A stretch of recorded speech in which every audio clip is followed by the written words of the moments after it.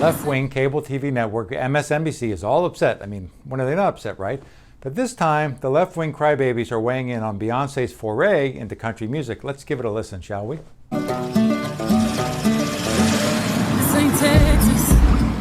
Ain't no hold'em. So lay your cards down, down, down, down. You're welcome, folks. That is going to be stuck in your head all night. And as I said, you are welcome. That was Beyonce's Texas Hold'em, one of two songs she's dropped in advance of her much-anticipated country album, stated to be released on March 29th. But not everyone is thrilled about the icon's foray into the genre. In fact, one Oklahoma-based radio station sparked outrage this week for initially refusing to play Beyonce's new single.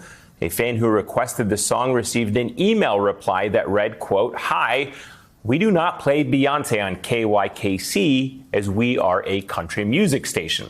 Well, the station's owner later told NBC News that it was unaware Beyonce had released country songs when the request was made. But let's take a step back here for a moment. According to Forbes, as of Tuesday, only 8 of the 150 stations that report to Billboard's country airplay chart reported having played Texas Hold'em in its first day. And none said they had put her other single, 16 Carriages, on the air. Let's be very clear here.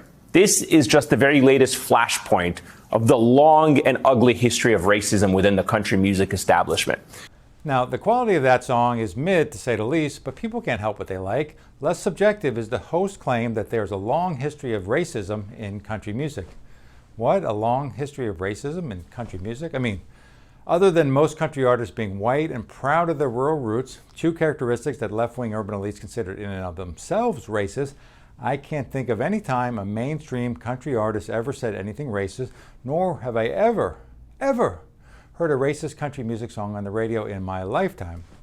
And this is ignoring the long history of black country music artists like Charlie Pride, Aaron Neville, Darius Rucker. Heck, Ray Charles even had a few country hits too. I mean, has any country music artist ever said anything racist? I'm sure it's happened. I mean, after all, most people are not like me, 100% free of racism. So obviously, odds are that some country artist has said or done something racist in the last few decades. But my point remains the same. Even if it did happen, it's so rare that no examples come to mind.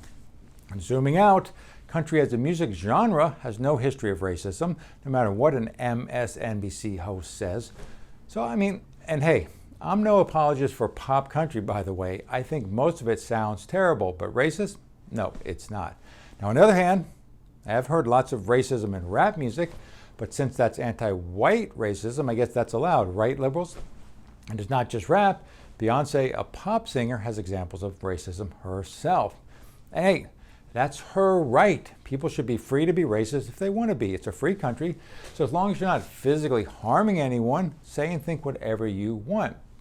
I'm just saying, if Beyonce's brain-dead beehive are going to complain endlessly about racism, it's at least worth pointing out that she herself has a long history of racist comments and actions.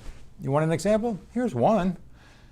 She performed a tribute at the Super Bowl to the racist hate group, the Black Panthers, a 60s-era racial identity group that preached black racial superiority, supported racial separation, and called for the violent overthrow of the U.S. government. I mean, I've never heard a country musician perform a tribute to a white supremacy group, but country music is the racist one? As for this station not playing Beyonce's pop pablum, I suspect the real reason has nothing to do with racism. It's probably a combination of country music fans not enjoying the song, the station owners and listeners being unaware of the release, or perhaps for reasons having little to do with the music itself. Maybe country music fans simply don't like her personality and politics, because possibly they aren't super psyched to hear from an artist that has a history of insulting white people. So if the problem is left-wing outrage over imaginary racism, what's the solution? You could laugh at them, you could ignore them, or better yet, just ignore race completely. But making everything about race and endlessly engaging in reverse racism like this host does, that becomes tedious very quickly. I say, relax liberals, be like me and MLK Jr. and judge people and music on its merits, not the race of the artist performing the song. This is Neil News Network. Good day.